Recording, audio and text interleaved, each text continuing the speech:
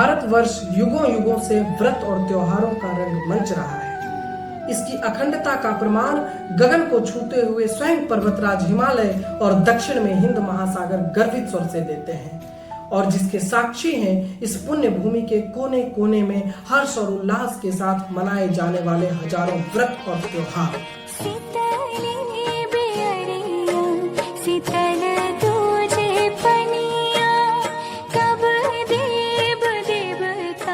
सभी त्योहारों की अलग अलग मान्यताएं होती हैं, अपनी अपनी कथाएं होती हैं, पारंपरिक इतिहास होता है, पर इतनी विविधताओं के बावजूद भी इन त्योहारों में जो एक समानता देखी जा सकती है वो है कि केंद्र बिंदु में स्थित प्रेम और भाईचारे का भाव।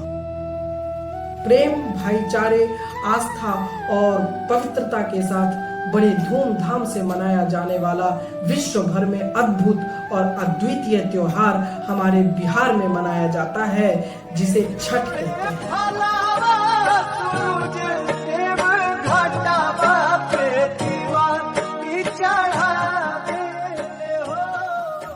छठ महज दो अक्षरों की संधि नहीं है, ये हम बिहारियों के हृदय में बहती हुई भावनाओं की वह लहर है जो अंग्रेजी पढ़े लिखे नौजवानों को भी कैलेंडर में अक्टूबर या नवंबर की जगह आश्विन और कार्तिक दिखलाती है। ये अपने पन की ऐसी सुगंध है जो घर से कोसों दूर रह रहे बिहारियों को भाव विभोर कर अपने घर के आंगन तक खींच लाती है। ये आस्था और पवित्रता की वह धारा है जो गांव देहात के झरने, तालाब और पोखरों को भी साक्षात गंगा बना देती है।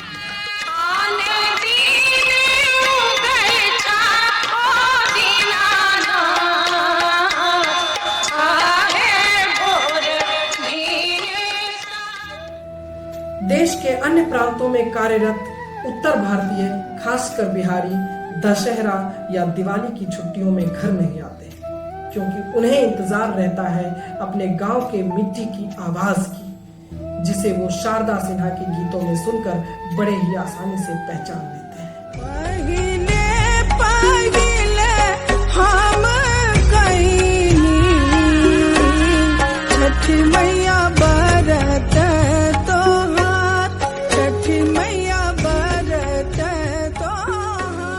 पौराणिक कथाओं की दृष्टि से देखा जाए तो लोक आस्था के इस महापर्व को स्वयं माता सीता ने लंका से लौटने के पश्चात किया था, और द्वापर युग में द्रौपदी ने पांडवों के यश और आयु की वृद्धि के लिए छठ के इस पवित्र व्रत को किया था।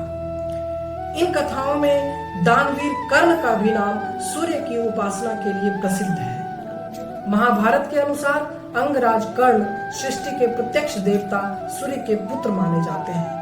उनके द्वारा किया गया यह पर्व हमें अपने पिता की आराधना करने का संदेश देता है, क्योंकि सूर्य और पिता दोनों ही अपनी संतानों के लिए निरंतर तपते रहते हैं।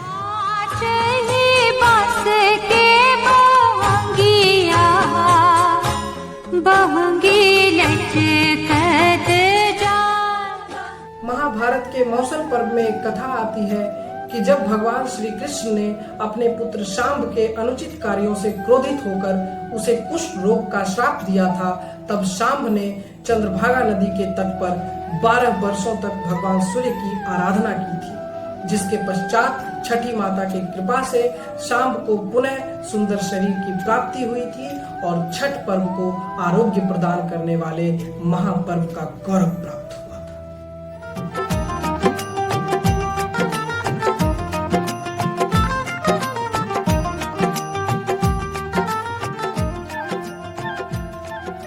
आज भी ऐसा माना जाता है कि चंद्रभागा नदी में स्नान करने से कुष्ठ रोग से पीड़ित लोगों को बड़ी राहत मिलती है।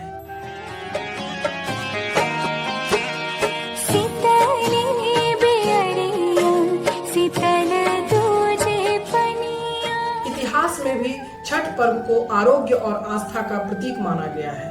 इतिहास में समय समय पर छठ पर्व का उल्लेख विविध घटनाओं के साथ किया गया है। प्राचीन कथाओं की माने तो जब राजाओं और सामंतों के उपचार के लिए उच्च कोटि के वैद्य नियुक्त हुआ करते थे, तो ऐसे में भयंकर बीमारी या महामारी के समय आमजन पूरी आस्था और पवित्रता से प्रकृति के प्रत्यक्ष देवता भगवान भास्कर की आराधना करते थे।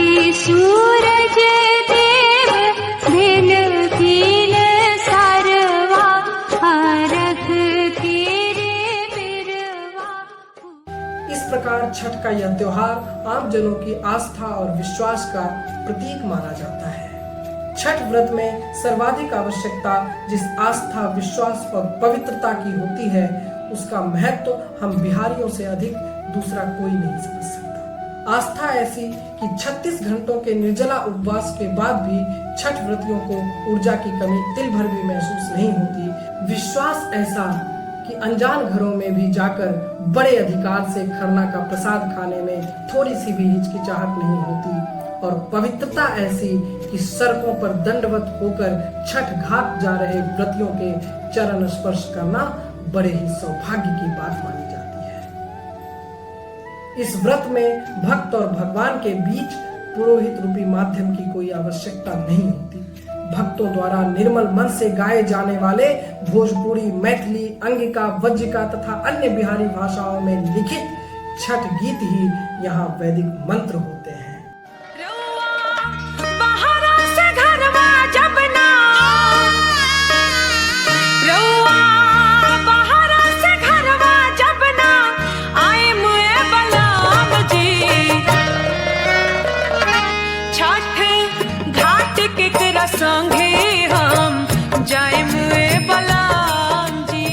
छठ के विषय में अपने माता पिता और गुरुजनों से जो कुछ सुना था, आपसे कहा।